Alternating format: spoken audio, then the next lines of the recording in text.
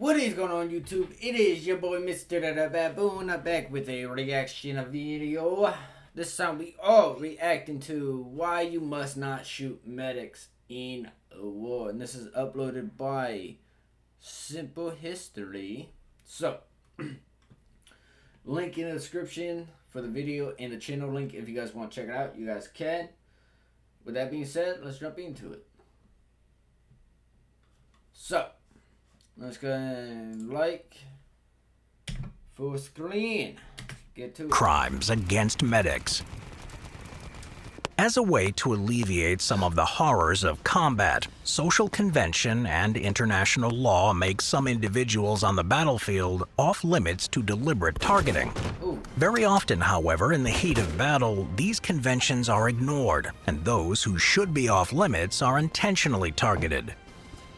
Rules and customs of war date back centuries. By the 18th century, the majority of the officer class in an army would be made up of the aristocracy, men of wealth and privilege.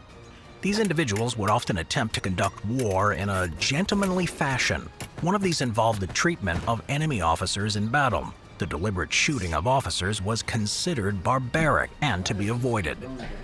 During the American Revolution, while it was never official policy to target officers, the Continental Army did create a unit of sharpshooters who made use of highly accurate long-range rifles, giving them the ability to pick specific targets as opposed to their regular Army counterparts, who were armed with much less accurate smoothbore muskets.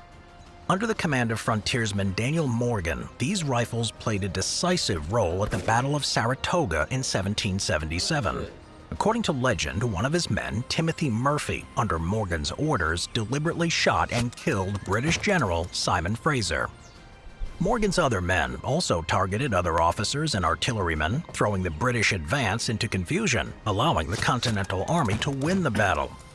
Exactly what did happen is a bit vague, but Fraser and the other officers were definitely targeted by American sharpshooters, giving the Continental Army a decisive advantage. While there was never an official policy to target such individuals, those with the means to do so were more than willing to seek out officers for special attention, no matter how barbaric it may seem. Hey everyone, it's Chris Kane. Have you ever found yourself staring into the abyss of a blank wall, craving a hint of culture? Enter Displate, a mixture of 51% art, 46% tech wizardry, and a sprinkle of about 3% magic. And behold, it's metal, like literally metal. A veritable treasure trove of designs awaits you, from Star Wars to Marvel, all captured on this slice of industrial art. The pièce de résistance is magnets. You can go from holding it to hanging it in a mere 20 seconds. It's like an exercise in simplicity, like breathing, but with better wall decor. Did I mention that each purchase supports the earth in a very literal way? For every Displate you buy, a tree gets planted, a real oxygen-producing tree. Purchase and plant in one fell swoop. Want a discount? Click the link in the description. 1 to 2 Displates are 20% off. 3+ Displates are 30% off. Your future self will thank you. That might not be a bad Over the idea. years, restrictions on targets were formalized into official treaties. One of the most prominent of these restrictions is the prohibition of medics and medical personnel as legitimate targets. Some nations, however, not only refused to acknowledge these international guidelines, but also made the deliberate targeting of medics a standard tactic to be used by their armed forces. Damn. Two treaties that govern the conduct of soldiers on the battlefield are the Hague Convention and the Geneva Convention. The latter is a series of agreements dating back to 1864, which governed the conduct of soldiers on the battlefield. It was updated in 1906, 1929, and most recently in 1947. Though additions have been made and the exact wording of the treaty has changed over the years, any deliberate attack on a medic or medical personnel, or any unnecessary hindrance in the performance of their duties is considered a war crime and can be prosecuted accordingly. Shit. I just wanted to show you the USCCA's free concealed carry, reciprocity, and gun laws map. As a defense attorney and former... Furthermore, medics are not to be taken as prisoners of war. Should one be captured, he should be returned to friendly lines as soon as practical, and no distinction is to be made between military medical staff and civilians. Temporary auxiliary medical personnel, such as stretcher bearers and those who transported wounded or sick soldiers, are also considered non-combatants, while performing their duties and given the same consideration as designated medics. Medics are allowed to carry weapons for personal protection or to defend the wounded under their care without forfeiting their status as a non-combatant. However, should the medic engage in offensive combat alongside other soldiers, he would forfeit his immunity and be treated like any other soldier. For the most part during World War II, medics did not carry weapons, though there were some exceptions. To ensure these personnel are easily identified to ensure their protected status, many nations would mark them with special symbols, most often a red cross on a white background. This symbol would be displayed on tents, vehicles, as well as helmets and armbands as a quick visual reminder of the special status of the bearer. During World War II, most major powers were signatories of the conventions, including the United States, Great Britain, and Germany. By and large, these nations respected medics and avoided deliberately shooting them while they tended to the wounded. There were some exceptions to this. For example, some SS units would intentionally wound enemy soldiers. When medical aid arrived on the scene to treat the casualty, the SS soldier would fire on the medic, hopefully killing him. There are also incidents of Allied soldiers firing on German medical personnel in clear and deliberate violations of the Hague and Geneva Conventions. While there are many examples of this happening on both sides, for the most part, the non-combatant status of the medics was respected on the Western Front. Medics would often tend to soldiers of either side. In one example, a pair of American medics used a French church as an aid station on D-Day, 1944. Wounded soldiers from both sides were given the same treatment. The only restriction was that all patients had to leave their weapons outside. Both American and German soldiers' lives were saved due to their intervention. On the Eastern Front, the situation was entirely different.